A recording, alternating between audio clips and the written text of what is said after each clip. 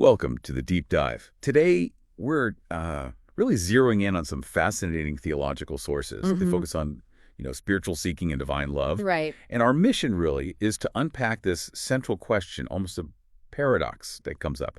If we're naturally sort of wandering, indifferent even, how does anyone actually start seeking spiritually? Right. It's the absolute key question in this material, yeah. The sources basically flip the whole idea on its head right away. Okay. It's all in that quote. Yeah.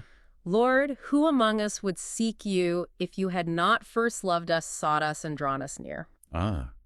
So human seeking is framed as a response, not the first move. Exactly, not the initiation at all. Okay, so let's dig into that starting point.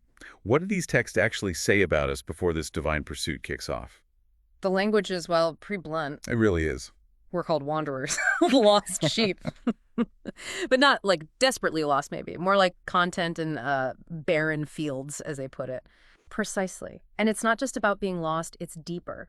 The texts say our hearts are inherently proud, cold, and indifferent to his holiness. Wow, okay. Indifferent. Yeah, and even stronger rebels who preferred the fleeting pleasures of sin.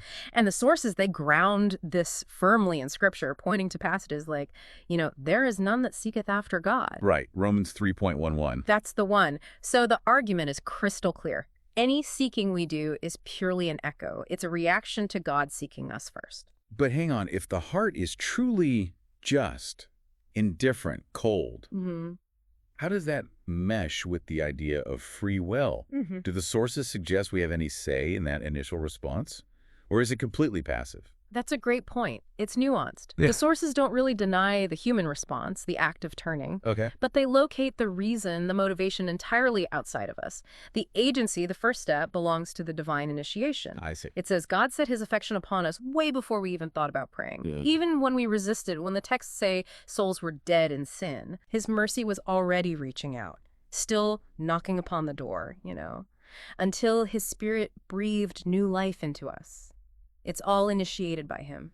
That persistence sounds key then. It's not just a one-off event, right? Because the text admits, even after being redeemed, we're still prone to wander. Oh, absolutely. It's not a one-and-done situation at all. That's where the Good Shepherd imagery becomes so powerful in these writings. Right. It details this sustained patience of grace.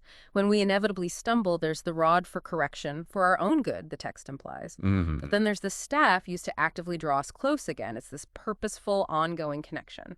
So his grace isn't depleted by our mistakes. Not at all. The source says it's not exhausted by our weakness. It's always there, ready to pull us back.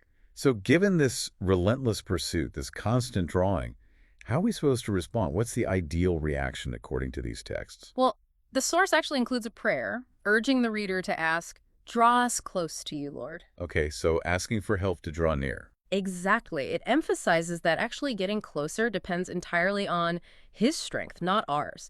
We can't muscle our way into intimacy. Right. And this dependence, this being drawn, it changes everything. The source suggests the response isn't just a slow walk towards God. No. No. When the heart is truly drawn, the proper response, the natural response, is described as running. Running. Okay, Yeah. That's a shift in intensity. A big shift. It signifies this immediate, wholehearted devotion. A real contrast to that earlier indifference we talked about. The heart quickens, it longs to be where he is. And where is that? Where does this running lead? The text mentions his chamber. What does that represent? Yes, his chamber. It's presented as the destination. And it's more than just, a private room. It's symbolic. Highly symbolic. It represents the place of deepest intimacy, this quiet fellowship, where the soul truly finds its home, its dwelling place. A place of belonging. Absolutely. The sources suggest this isn't just passive rest, but an active, dynamic embrace. It's where the soul finds its ultimate purpose and connection. So let's bring this home for you listening. The core insight here, it seems, is pretty profound. Your spiritual life, your seeking, it's fundamentally an echo. It's a response to a love that acted first, that sought you first, and crucially, continues to relentlessly draw you in. That's the heart of it. And it leaves us with a really practical, maybe even challenging thought. Go on.